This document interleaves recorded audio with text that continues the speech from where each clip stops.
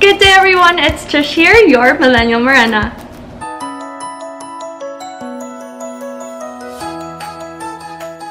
So today we will be talking about guarding your heart.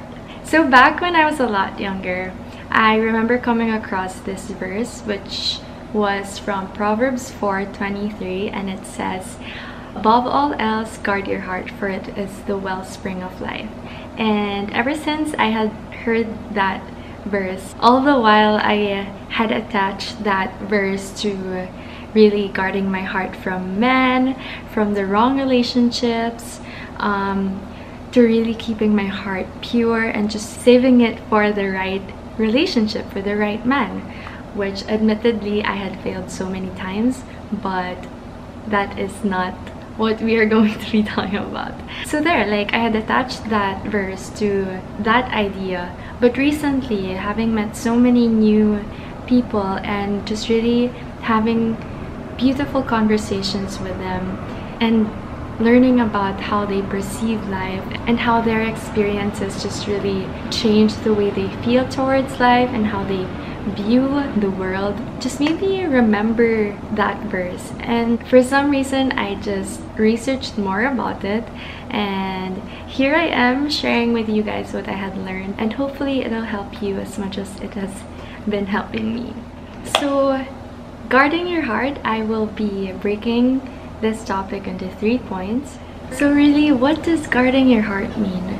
What I had learned is guarding your heart means guarding it from evil, from the jealousy that you learn from the world, from the chaos, from the craziness, from the pride, fear, every negative vibe that the world surrounds you with. That's what you guard yourself from. Just really the negative path, you know, that's what you try to avoid, to guard your heart.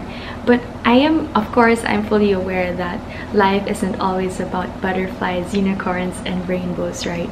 But training your heart, or like informing it every single day about the good and what is good in this world, or like really just the truth that you are loved and there is peace in God, you know, like there is this pure joy that you can get from Him. And so even when you're going through that chaotic phase, that crazy season, you try to remember, you try to just really open your eyes and say, this isn't permanent, this is just a temporary phase, and you just keep letting your heart beat and not let it die. Learn how to not build walls or like turn your heart into a stone, but instead guard it with love and care and compassion and everything good that God can give you. Yeah, so that's what you guard your heart from, the negativity. Second is why. Why should you guard your heart? Your heart is the most important part of your body. It's the most important thing that's alive in you. It's literally what's keeping you alive. And if anything, it's the most valuable that is in you, you know. It's such a precious thing. It's what connects you to people. It's what makes you alive. It's extremely valuable. It's the essence of who you really are. It's your authentic self. It's the core of your being. If anyone looks at your heart, they will see how precious it is, because it's where your dreams are. It's where your passion is. It's where your desires are and your hopes are. That's where it is, you know, and that's just how special your heart is. That's why it's so important to guard it. Another reason is your heart is literally the source of every single thing. I remember one verse, and it's Matthew 15:18. It says, "The mouth speaks what the heart is full of." And so it speaks your thoughts, and it becomes words, obviously, and then it becomes actions. Everything that is overflowing in you, that's what will come out of you. And if you just really fill or like deposit love and care and comfort and compassion and everything that is good, that's what's gonna come out. And that's why it's so important for us not to build walls around our hearts. Just, you know, not to let our hearts turn into stone. It's literally what makes us connect to everyone. And I know there's so many times where it's seemingly impossible to stay positive. It's so difficult to see the good in people and the good in life. You know, I've experienced just really isolating myself and making myself believe that it's gonna be okay to not be attached to anyone. But at the end of the day, every time I try to sleep, I feel so alone. During the time where I was just like, no, I will guard my heart with walls, or guard my heart or make it numb just so it doesn't feel.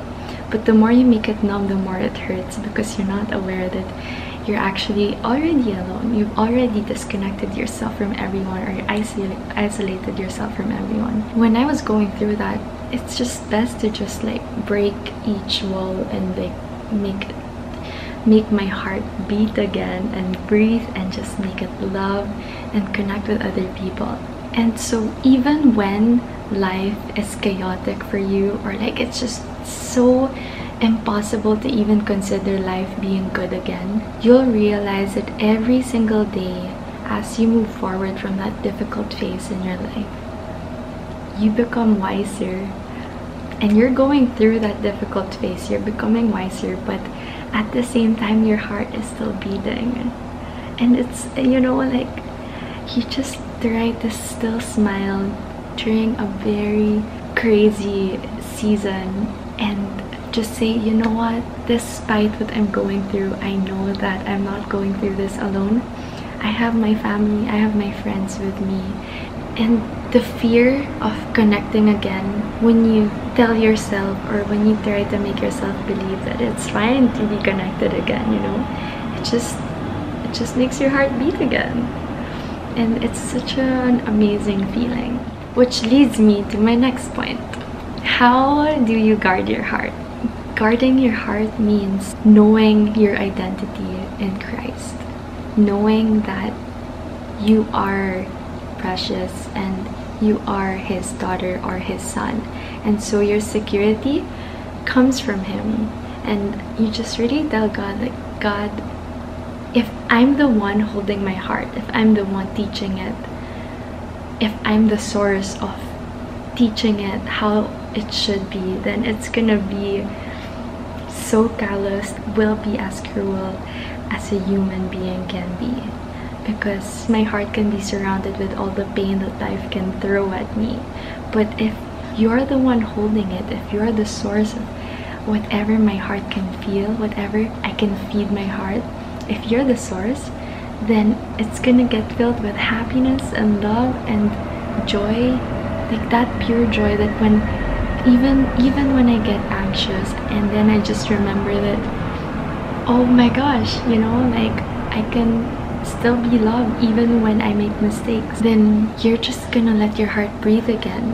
And then when you lift it up to God, you just, you know, just tell Him, teach me every single day to tell my heart, to deposit in my heart, to inform my heart that you love me.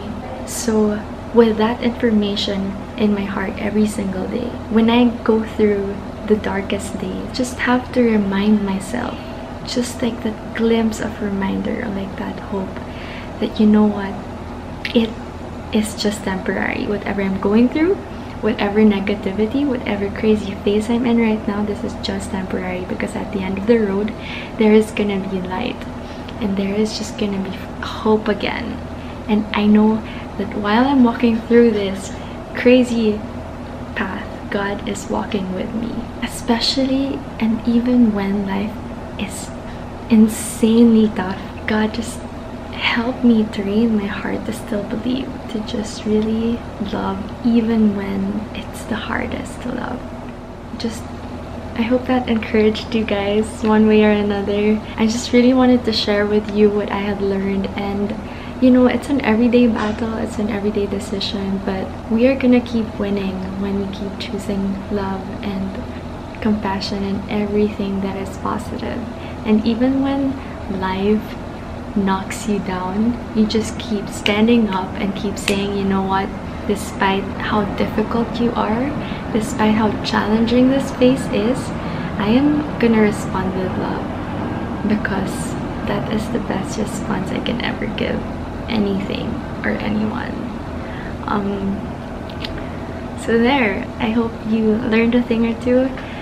If you did, please don't forget to subscribe, hit the like button, don't forget to satisfy your cravings, and keep the good vibes flowing. Bye!